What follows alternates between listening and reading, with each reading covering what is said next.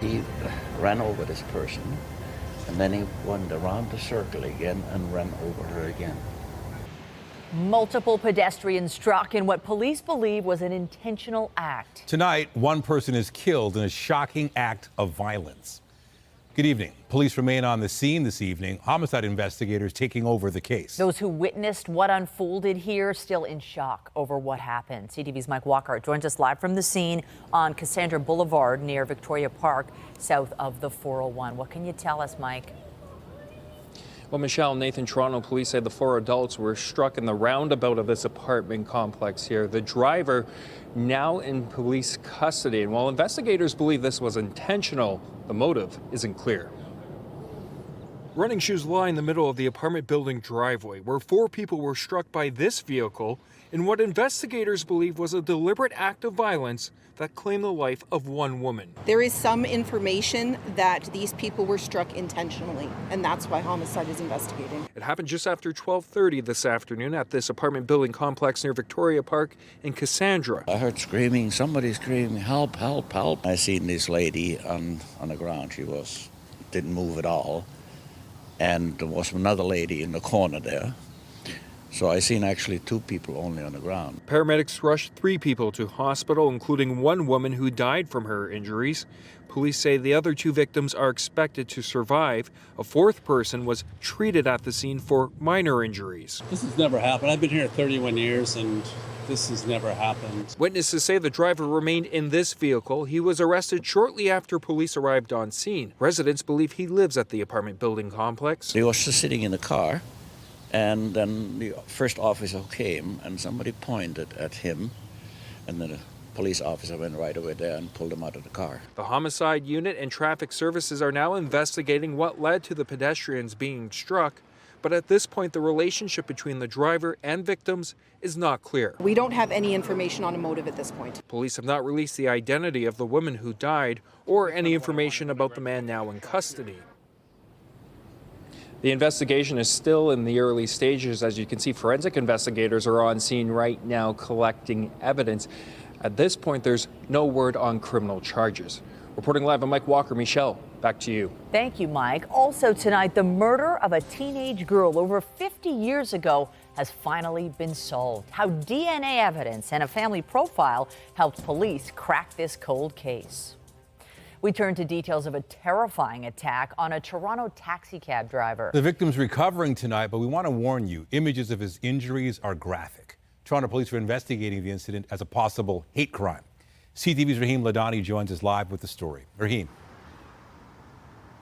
Nathan and Michelle, good evening. At first, the victim in this incident wasn't even sure he wanted to come forward publicly with what happened because he truly felt that this is something that just comes with the job when you're a taxi driver.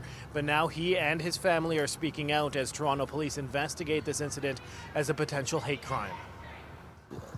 With that moment, with the 4 or 5 seconds, so I feel it's acid. You can see the swelling and redness around Bilal's eyes. We've agreed not to show the rest of his face for privacy, as he describes what happened to him this morning while driving his taxi. So I pulled down my window a little bit, so I asked, you need a cab? So he's just looking to me and he said, you're a Muslim? I said, yeah, Alhamdulillah, I'm Muslim. So he's throwing something on my eyes and he's using off words. So. The incident unfolded at Front and Yonge Streets around 4 a.m. Bilal says there was no previous confrontation with the suspect, only the one question, are you Muslim? That's what's frustrating to his sister-in-law. It makes me feel sad that instead of, like in such a progressive country, instead of moving forward, we're kind of moving back with stuff like this. Just because of his religion, he was attacked. Bilal called 911 and was then taken to hospital where his eyes had to be flushed out. So it's really start burning. So Toronto police say they are aware of the incident and its hate crime unit has joined the investigation. Hate crimes do happen in Canada. Despite being such a multicultural country and city that we live in, stuff like this happens every day. And they're hoping by telling their story, it will keep others safe. Doctors haven't confirmed what substance was sprayed in Bilal's eyes. However, he does now have an appointment with a specialist later this week to see if any permanent damage has been done to either of his eyes. Reporting live, I'm Raheem Ladani. Michelle, I'll send it back to you. Thank you, Raheem. Peel police are investigating after a body was found outside a former shelter building in Mississauga. Police say they got a call just after 7:30 this morning about a deceased person in a field near Dundas Street East and Main Street. The address used to be the Peel Family Shelter before its relocation. A number of tents were visible on the grounds from our CTV News chopper. So far, police haven't shared any details on the person's identity. Coming up, incredible images from inside a Toronto condo building. The aftermath from a burst pipe will show you the unbelievable damage left behind. Fortunately, it's dry outside. We're being treated to beautiful November temperatures. This is a live look at our sparkling skyline. The sun has set for another day, but we've got another beauty to come tomorrow. Lindsay Morrison is here with a look at the current conditions. What are you seeing, Lindsay? Well, Michelle, we certainly overachieved when it came to the temperature today. We were forecasting a high of 12. We're still at that right now, but we managed to make it to a daytime high of 15 here in the city of Toronto.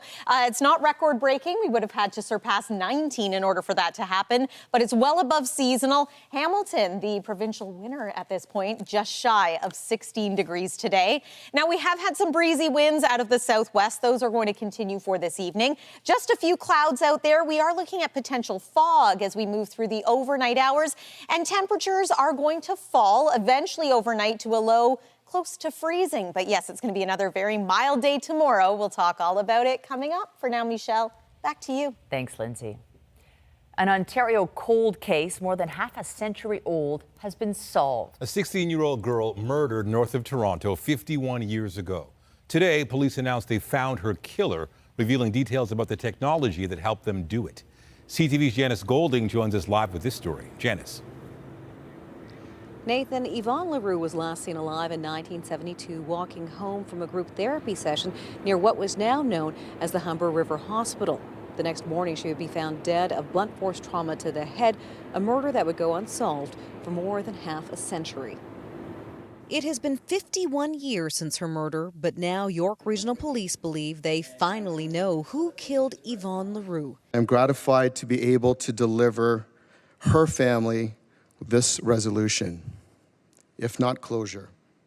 I can't imagine how difficult it must have been living all these years with such a loss and not knowing all this time who was responsible. The 16-year-old was last seen alive around 10 p.m. on November 29, 1972, near Oakdale and Finch. The next morning, her body was discovered 24 kilometers away in the middle of 16th Side Road between Jane and Keele. Despite the work of dozens of investigators, appeals to the public, and a $50,000 reward, her killer was never found. Until now. York Regional Police had preserved the suspected killer's DNA all these years, and in 2022, using investigative genetic genealogy, or IgG, they uploaded his DNA profile to genealogical databases and used public and archival records to track down his relatives, eventually arriving upon the person they believe murdered LaRue, 26-year-old Bruce Cantillon. He was known to police having committed several violent offenses against women. He had also been incarcerated at various times in his life due to mental health issues. A statement read by police on behalf of LaRue's family said the teen's death had created experiences they would not wish on anyone, and it impacted them through many generations. Unfortunately, this news came late, as many of our family members have recently passed. For over half a century, our family has wondered. Getting some answers will never change what happened or bring her back. With that, they called for more funding for DNA genealogy research so other grieving families could have some form of clarity. Bruce Cantillon died by suicide in 1974, 19 months after LaRue's murder. York Regional Police say if he were still alive, he would be charged with murder. Reporting live, I'm Janice Golding. Now back to Nathan. All right, thank you, Janice. Here in the city, police say they found the driver of an SUV involved in a fatal hit and run in the downtown core. A 57-year-old man was sleeping on the sidewalk at Wellington and Scott Street just after 6:30 yesterday morning when he was hit. He was taken to hospital where he was pronounced dead. Police haven't laid charges against the driver at this point, as they're still asking for any witnesses to get in touch. Smoke filled the air as crews battle a fire that ripped through a row house complex in Regent Park this morning. The damage left behind is considerable, and the impact for people living there is devastating. CTV's Beth McDonnell is live at the scene tonight near River and Gerard. Beth. Michelle, there is serious damage from this fire. Take a look. There are charred walls, broken windows, and gutted rooms. And 12 hours after this fire started, firefighters are still here making sure everything is safe. It was a frightening scene. At its height, around 30 fire trucks and 100 firefighters tackling flames and smoke rising from 3 Cabbagetown row houses, with crews scaling the roof and using saws to bring the fire under control. Returning to survey the damage hours later, Cheryl DeGorsey says her husband Wally and his 90-year-old aunt were inside the White House when the fire started. It was a skylight, and Wally thought the daylight was coming in, and then all of a sudden he kept seeing like ambers fly by, and then he knew, and he had to get Ann Helen out. Their home, still badly damaged, appears to be in the best condition of the 3. Crews say the 2 row houses next door to them were fully involved fires, both of which neighbors say had been boarded up. There's been squatters coming in and out of both these homes, and finally 2 days ago we woke up. My aunt was sleeping on the couch, Wally came down the stairs, and one of them people were in our house. We've been trying everything to get rid of them. Never seen a situation like this, but I mean, I have to say that that house, you know, I can't say I'm surprised that something happened like this, given what's been going on with it. The fire started around 6 in the morning. The row houses are located at the top of River Street, north of Gerard Street by the on-off ramp to the Bayview Extension. It's not clear if some of the homes will be torn down because of damage. Quite extensive. And we've engaged our fire investigations team at this time, so we're trying to determine the cause now. Firefighters say 2 pets and 2 people were rescued in the fire. No one was injured. This year, the city says it boarded up 2 of the houses because of complaints of unauthorized people gaining access to the property. However, tonight, Fire Services says that it's the White House where the address is for this fire. It says there will be an investigation to determine how the fire started and why. Reporting live, I'm Beth McDonnell. All right, thank you, Beth. This time last night, it was breaking news. A pipe burst in a downtown condo, making for a messy situation. This was the scene outside, but wait until you see what it looked like inside. Like, I don't know if there's a blown line somewhere. It all happened fast. Is this clean water? It's glycol and domestic cold water. Foam filling the floor. Just heard like a bang and then like water gushing, and we walked out and the like HVAC was just like spitting out like a lot of soapy water. Inside an end unit 12 stories up at this Simcoe Street high-rise, a group of friends was sitting around playing FIFA and watching reels when all of a sudden the pipes exploded, and yeah, we were really shocked. All we hear was like a loud boom. So I looked at him, I'm like, bro, like what's happening? And he looks, he's like, I don't know. So we both stand up, and like water was just like dripping from the microwave, from the lights. Within a few minutes, half a foot of suds had soaked the unit and was running out into the holes, dripping down 12 stories of stairwell that the entire building had to use because the elevators were shut down. There's just water pouring down the stairs as you walk up. I was just coming to visit, and then you walk up the stairs and see the floors like this. Toronto Fire arrived on scene along with crews who were quick to diagnose the problem. Have you seen anything like this before? Yeah. This is not, it's commonplace. Yeah, we do this quite often. And shut off the system. The problem was the riser of the heat pumps. It just blew. You see this big pipe over there? Yeah. Yeah, that, failed.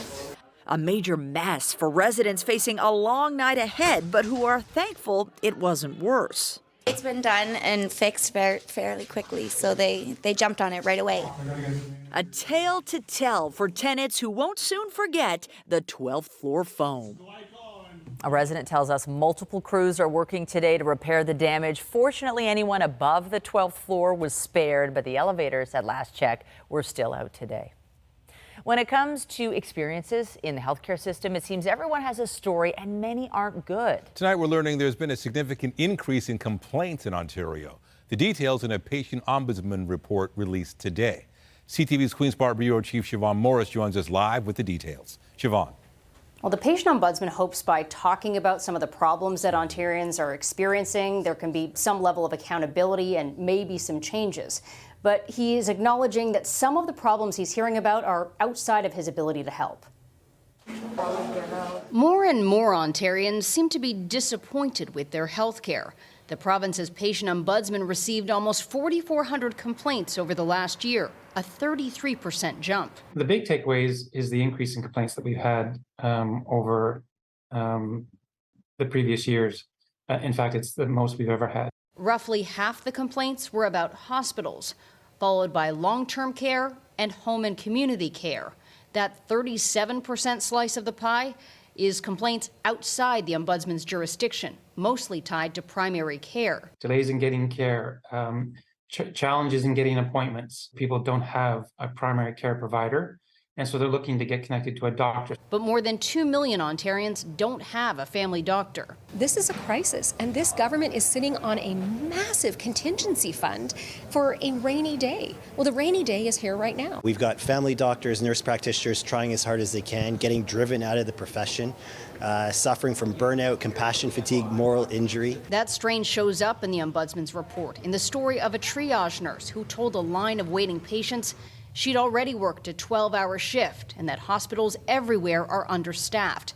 The patient had had a heart attack and a caretaker drove them 100 kilometers away for surgery. When you have people who are really so frustrated that they are actually leaving an emergency department, that's tremendously concerning to us because the outcomes are not good. And can even lead to death. A spokesperson for the Minister of Health says they look forward to going through this report and trying to find ways to improve the patient experience in Ontario. And Siobhan, I understand the former minister who was in charge during the Greenbelt land removal process spoke with reporters today.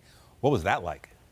It's really interesting. This is the first time we've heard from Steve Clark since August 31st, just a few days before he ultimately resigned over the handling of the Greenbelt file. Now, you'll remember, of course, the government has reversed itself on that policy, the one that caused so much controversy and ultimately cost Clark his spot in cabinet. Despite all that, he says the last few months have been very good. He sidestepped a question about whether or not he feels he's been a scapegoat in all this.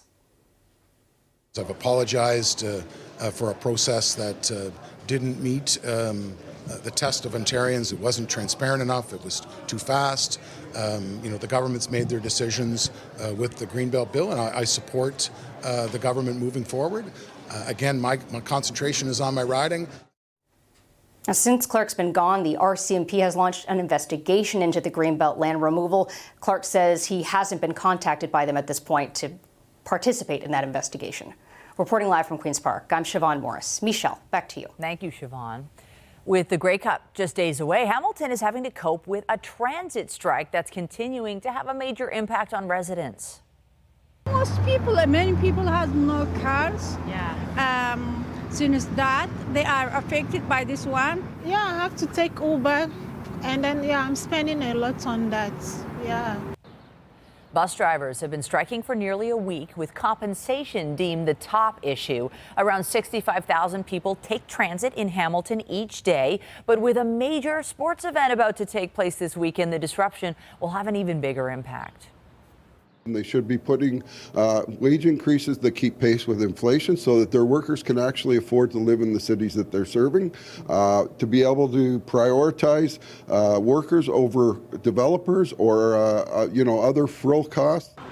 For its part, the city of Hamilton says it can't go higher than the current offer of a 12.75% wage increase over 4 years. But Mayor Andrea Horwath says there are other items that could still be discussed at the bargaining table. have a conversation about what's in the best interest of transit workers in the city of Hamilton, balanced against some of the other concerns and issues and pressures that the city faces. That's reasonable. That's responsible. And as mayor and council, that's what we're asking the union to do. Mayor Horvath says the city of Hamilton isn't considering any replacement transit services as the strike continues, even with the Grey Cup at Tim Hortons Field on Sunday. And speaking of strikes, a tentative deal to end a municipal workers' strike in Whitby has now been ratified. The town of Whitby and CUPE Local 53 full-time say they signed a 3-year agreement that won't impact current employees' positions. It also adds a paid holiday and a 9.5% wage increase over 3 years. The town says programs and services are still getting back up and running after the strike, with curbside pickup of garbage resuming tomorrow. With a population of more than 3 million, it's hard to imagine the number of people in Toronto that feel lonely. We may be surrounded by people, but it seems we're lacking in real human interactions. That's according to a new report that ranked our city as one of the loneliest in the country. CTV's Sean Leathong reports. Has Toronto become a lonely city? According to a report from the Toronto Foundation, it is getting worse. In their annual 2023 Vital Signs report, 37% of respondents report feeling lonely 3 to 4 times per week. 44% of high school students say they frequently feel lonely. When speaking with Torontonians, the initial reaction is, for the most part, I don't think it's a lonely city. No, I don't think so. It's pretty crowded. There are people all around. Not really, no. I mean, we lived in New York and DC and Seattle and not really found Toronto any different than any other big city.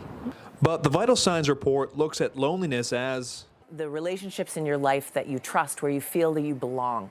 And so I would say, if I was summing up this report, it's that a lot of folks in Toronto don't feel they belong. And that lack of belonging is leading to a need for more mental health support.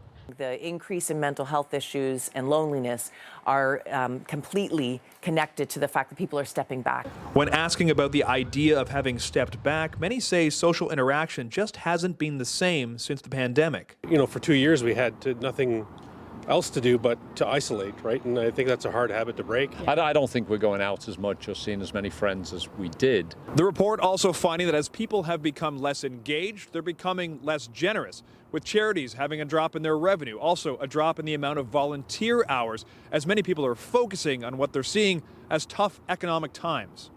It's certainly become more expensive, no doubt about that. The report adding that 1/3 of Torontonians say household income is insufficient, and 17% of people in Toronto are living in overcrowded conditions. You know, right after the pandemic, we have the war in Ukraine. That's on everyone's mind. The stress that's involved with the economy. I don't know. People do seem a little bit on edge. Kevin White says a good place to start is with a pet. Get yourself a dog. It's great icebreaker. As we hope to become a community more connected. The Toronto Foundation is challenging citizens to go to their website and take part in something called the Power of Us campaign. The hope is that people will become re-engaged in their community over the next 150 days and help make people feel a little less lonely. Sean Leathong, CTV News. A Toronto neighborhood is receiving $21.5 million toward the construction of affordable housing. The federal money for Parkdale is earmarked to assist several groups. We're talking about people that are either homeless or at risk of homelessness.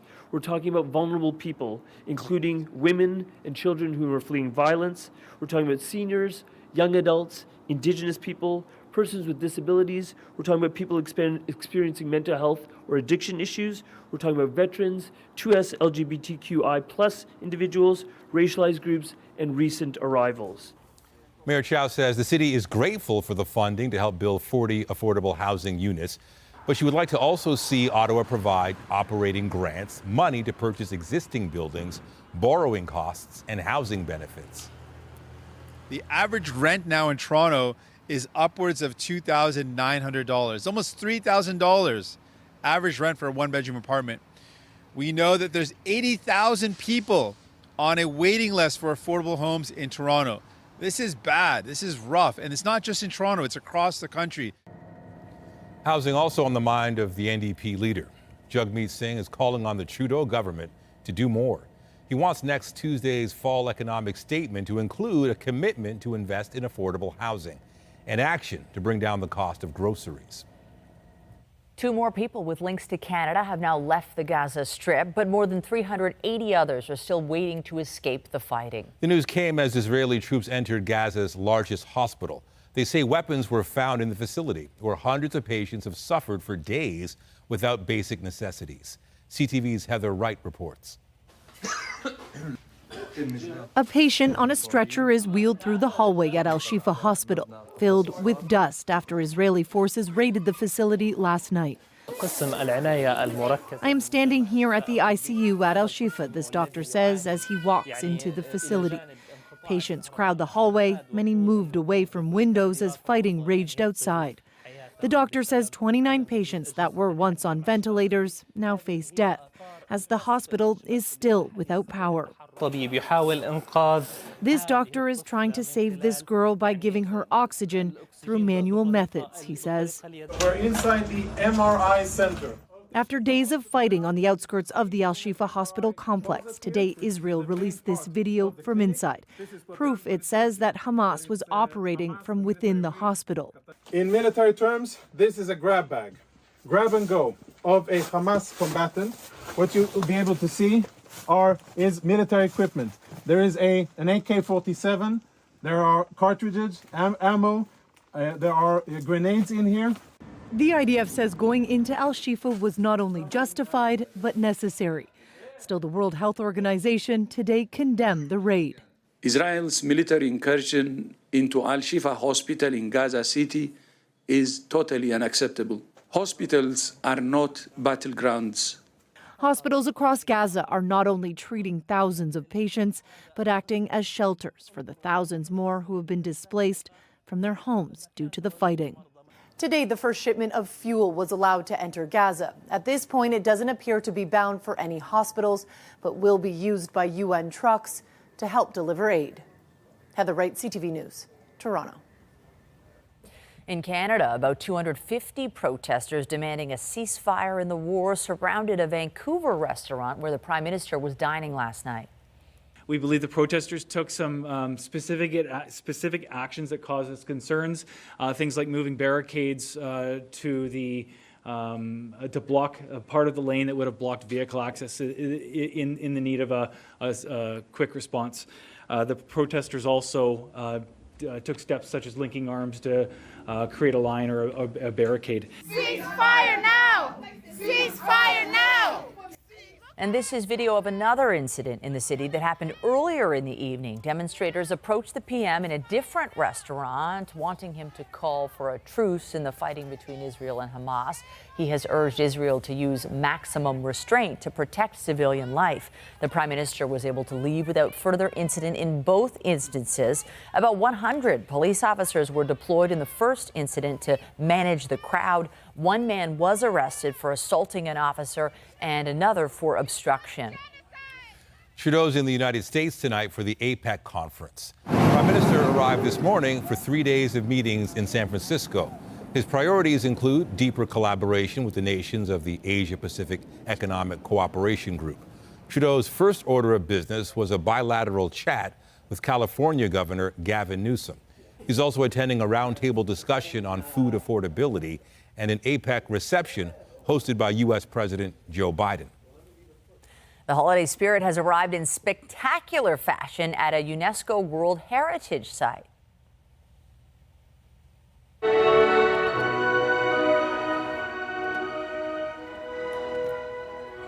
More than 1 million lights are illuminating the Royal Botanical Gardens in London. They snake 3 kilometers around Kew Gardens in the British capital, and the team behind it has been trying to make the displays more sustainable every year. In 2022, power consumption was reduced by 50%. And a live look this hour at Toronto Eaton Centre, where they're kicking off the holiday season in a big way. Celebrity hosts are on hand as they're about to flip the switch on an enormous tree. The magical moments coming up. And I'm Pat Foran. Coming up on Consumer Alert, with high interest rates and inflation, many people are feeling the financial squeeze. But if you need help, don't get caught in a debt relief scam. Some companies are promising quick fixes for a fee. I can tell you what to watch out for. I'll have my reports just ahead.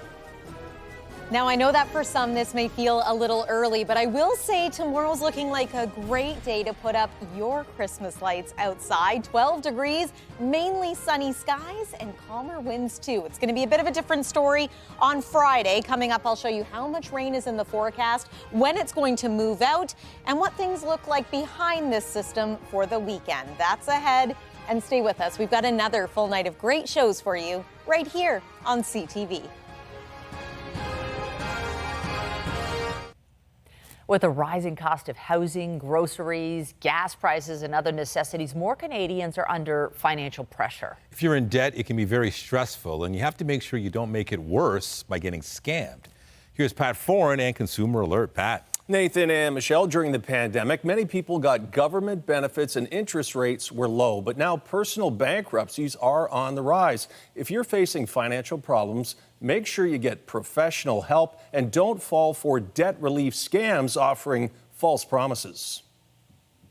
The rising cost of living is stretching some household budgets to the brink. If your debt is becoming unmanageable, don't fall for several debt relief scams currently making the rounds. The activity from collectors has skyrocketed. So yes, we're getting a lot more calls than we were a year ago. Doug Hoyes is a licensed insolvency trustee and says beware debt consultants asking for fees up front, claiming they can get you a better deal. If anyone is asking you for upfront fees, it's a scam. It's as simple as that. A licensed insolvency trustee is not allowed to charge upfront fees. Also, watch out for anyone who makes unrealistic promises or pressures you to make quick decisions. If someone tells you to stop communicating with and paying your creditors, that could make your situation much worse. Once you stop paying for a few months, you'll definitely be in trouble, and there's no going back to the damage done in your credit bureau. Many debt relief scams operate through social media, or you may get offers by text or email. All these ads pop up where they say, oh, there's a new government program. You can get rid of 80% of your debt. Another sign they may not be legit, they only offer online services with no option for in-person visits. If someone says, nope, under no circumstances can we meet with you in person, then that's a definite red flag. If you're having financial difficulties, you can find a licensed insolvency trustee online who can discuss your situation for free. You could develop a debt management plan to pay back your creditors or file a consumer proposal. Only about 20% of those who contact a trustee file for bankruptcy. So if you're feeling overwhelmed by debt, you have options. And also watch out for fake loan scams. That's when a scammer says they can get you a loan even if you have bad credit, as long as you pay money in advance for a processing fee. But once they get your money, the loan never happens. On your side, I'm Pat Foran. If you have a consumer story idea, email us at alert@ctv.ca.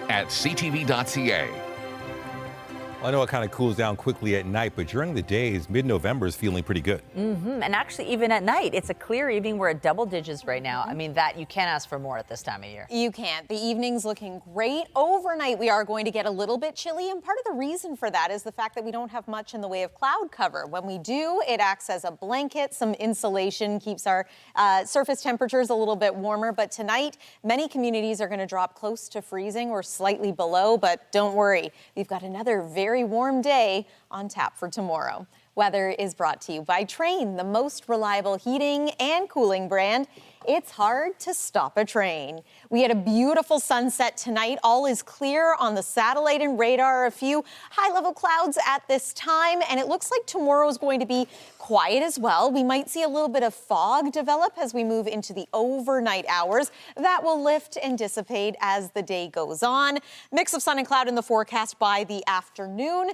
And then there's a disturbance that we're watching for Friday. So let me take you through what's in store. We'll just show you that there isn't much in the way of precipitation at all for Thursday. Even Friday morning, we're going to remain dry for the most part. It's late morning and then by the noon hour that we're going to be into the thick of it. You can see that this is predominantly a rain event, maybe some wet snow for areas to the north. By around 6 p.m., we're starting to see this clear out. Likely still going to impact your Friday evening commute. However, into the overnight hours, we're much drier, but I'm going to keep my eye on southern Georgian Bay for maybe a few lake effect flurries as the temperature drops and the winds change direction. Looking like 5 to 10 millimeters of rain for us here in the city of Toronto, so not a lot of rain, but it has been quiet recently weather-wise, so it'll be a change. Still in the double digits, as we mentioned this hour in Toronto, cities like London and Windsor. It's also quite mild still in and around Wyerton and Muskoka, but there's that forecast overnight low of -1, so that's actually on the cool side now of seasonal fog patches once we move past midnight. Tomorrow's high at this point about 12 degrees. Wouldn't be surprised to see us overachieve once again. Might be about 14 degrees in London and Niagara Falls. Once we move into this weekend and through the early part of next week, we're going to snap back to reality. When it comes to those temperatures, we're talking single digits starting this weekend. 7 degrees is seasonal. That's where we expect to be this time of year. That pattern continues next week, and beyond Friday, looks like our next best round for wet weather is going to come on Tuesday. That's your look at the weather for now. Nathan, over to you. All right, thank you, Lindsay.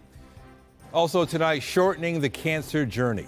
A medical breakthrough now offers personalized treatment based on genetic makeup for stomach cancer. That's coming up. A stomach cancer patient in Toronto has now come full circle, now working as a physician's assistant. She's helping participants in new clinical trials with personalized therapies. CTV's health reporter Pauline Chan explains. Katie Koshikova was a 21-year-old pre-med student when she was diagnosed with stomach cancer. During my exam, I fainted, and I was sent to the emergency department, but because it coincided with my exam, unfortunately, people didn't really believe that anything was wrong. Diagnosis is part of the problem for stomach cancer patients because the symptoms are usually vague, like pain, indigestion, and loss of appetite. But some forms are on the rise, especially in younger patients. Tumors that occur in the younger patient population, we don't know yet why, but they behave more aggressively and they don't tend to respond as well to our treatments. The advent of genetic biomarkers has given researchers like Dr. Elena Elimova new targets in cancer treatments, personalized for each patient's genetic makeup.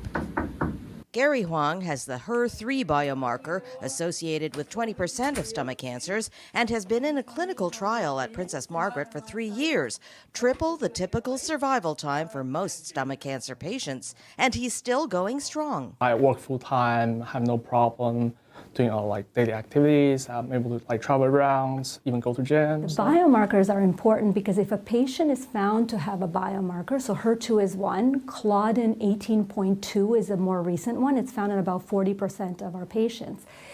Then adding the particular targeted therapy will improve their survival often. So that's what's exciting. Katie has come full circle, co-founding the patient support website My Gut Feeling, and now bringing in her own personal experiences as she helps others in their cancer journeys. Pauline Chan, CTV News. More Friends cast members are sharing tributes to Matthew Perry, who passed away last month. I just want to say that I love you. And I'm going to miss you. Jennifer Aniston took to Instagram, posting a scene of her character Rachel and Perry's Chandler Bing. She also shared one of their text exchanges that she says she will keep forever. Aniston shared those details in a long Instagram post, which concluded, "Maddie, I love you so much, and I know you are now completely at peace and out of any pain. I talk to you every day. Sometimes I can almost hear you saying, 'Could you be any crazier?' Rest, little brother. You always made my day." Also imitating Perry's iconic line readings as Chandler Bing, David Schwimmer posted a picture of the pair on Friends, writing, "This photo is one of my favorite moments with you. Now it makes me smile and grieve at the same time. I imagine you up there somewhere in the same white suit, hands in your pockets, looking around. Could there be any more clouds?" Lisa Kudrow wrote in part today, "Thank you for showing up at work when you weren't well and then being completely brilliant. Thank you for the best 10 years a person gets to have. Thank you for the time I got to have with you, Matthew." Dwayne "The Rock" Johnson has confirmed a live-action version of the Disney hit Moana is on the way. He made the announcement on The Tonight Show, where he suddenly broke out into song. Here's the thing, Jimmy, listen. I can go on and on. I can explain every natural phenomenon. The tide, the grass, the ground. Oh, that was Maui just messing around. I did a meal, I buried it, sprouted a tree, now you got coconuts. What's the lesson? What is the takeaway? Don't mess with Maui when he's on a breakaway. And the tapestry here on my skin is the map of the victors I win. Look where I've been, I make everything happen. Look at the me, Maui, just tickety-tapping. Ha, ha, ha, ha. All right, more like rap. You're Welcome, of course, is the hit song from The Rock's character Maui, which he announced he'll also be playing in the new live-action version. Hamilton director Thomas Kail will spearhead the project. British comedian Alan Carr is in Toronto for 2 shows.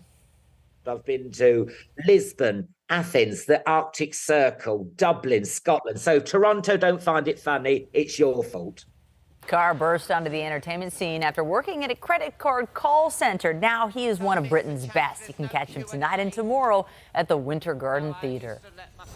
And after the break, it cost more than $3,000, and it was the most expensive delivery of the year, but it wasn't edible. DoorDash reveals this year's most notable trends. There is some information that these people were struck intentionally. Updating our top stories, a woman is dead and 3 others are recovering from injuries after a vehicle struck several pedestrians in North York. This happened in the area of Victoria Park and Cassandra just after 12:30 this afternoon. The driver involved is now in custody, and the Toronto Police Homicide Squad is investigating along with traffic services. I say, yeah, alhamdulillah, I'm Muslim. So he's throwing something on my eyes. CTV News spoke with a Toronto cab driver who's recovering from a terrifying attack near Yonge and Front. The driver says a suspect asked if he was Muslim and then threw a substance in his face when he said yes. Toronto police say its hate crime unit has joined the investigation. I'm gratified to be able to deliver her family this resolution. And police in York Region say they've solved a cold case homicide dating back more than a half-century. 16-year-old Yvonne LaRue was found dead on 16th Side Road back in 1972. Police say they've used DNA from the scene and investigative genetic genealogy to identify a suspect named as then 26-year-old Bruce Cantillon. He died many years ago. On the markets, the Canadian dollar was up 4 points to $73.08 U.S. American benchmark oil slid $1.38 to $76.79 a barrel. And the TSX Composite Index gained 34 points to close at 20,057. 2 of Canada's big grocers reported results today. Loblaw saw better than expected sales and profit, while Metro's profit came in below analysts' expectations. Both companies say their discount brand stores were a source of sales strength in the quarter, and they say they're seeing a declining pace of food inflation. The grocery industry has been under pressure from the federal government to stabilize spiraling food prices. And WestJet announced plans to launch the only direct flights between Iceland and Calgary. There are also several transatlantic flights coming or returning to Halifax and St. John's. Here in Ontario, WestJet says it will reconnect Toronto Pearson with Dublin and Edinburgh.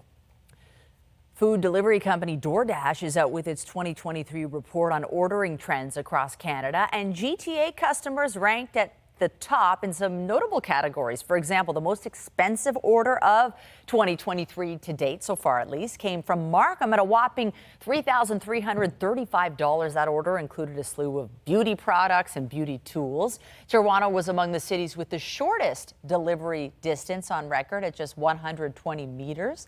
And we ranked just behind Vancouver in terms of pickiest eaters, that is, the number of instructions added to each order. 114 feet tall and a whole lot of lights. The iconic Eaton Center Christmas tree has now been lit. The Bare Naked Ladies are here, so is Santa. It's even snowing inside the mall. We'll bring you that magic coming up.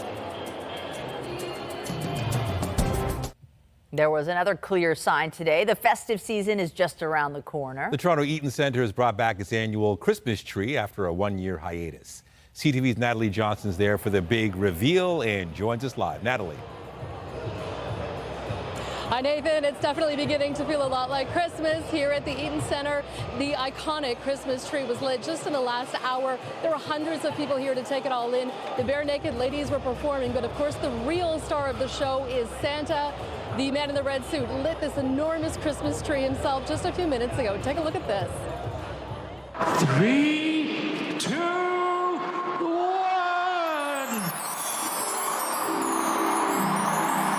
Ho, ho, ho, ho.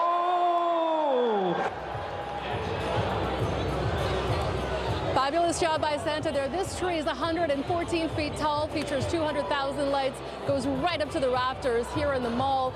And of course, it can even make it snow, just like last year here in the Eaton Centre. A winter wonderland experience, and every time it snows, the Eaton Centre will donate $500 to Covenant House, really celebrating the true spirit of the season. We invite you to come on by to take in the magic of the holidays. That's it for now from the Eaton Centre. I'll send it back to you, Nathan and Michelle. Oh, thank you, Natalie. Well, a reason to wish for snow, although there's no snow in our forecast, actually. It's mild. Yeah, no snow, at least not in the short-range forecast. Interestingly enough, though, 1 year ago today, there was snow on the ground in the city of Toronto. This year, we made it to a high of 15 degrees. So that just gives you an idea of how different November can be depending on the year. One more look at what you can expect tonight. We are going to see some communities slip below freezing at the coldest point in the night, but don't worry, it's going to be mild again tomorrow. Might be the last time I show this board for the season. Here's your golfers forecast. Yeah, there are still a few courses that are taking advantage of these conditions and remaining open. Friday, though, you'd need a rain check. We are looking unsettled. And then it's going to be cooler over the weekend, already eyeing next Tuesday for perhaps the next round of messy weather. Michelle and Nathan. Thanks, Lindsay. And that's it for us, but be sure to join Omar Sachedina tonight at 11 for CTV National News, followed by Zoraida Allman with our next local newscast at 11:30. In the meantime, our coverage continues anytime on CP24 and online at ctvnewstoronto.ca. For Lindsay Morrison and all of us here at CTV News, thank you for watching and have a great night.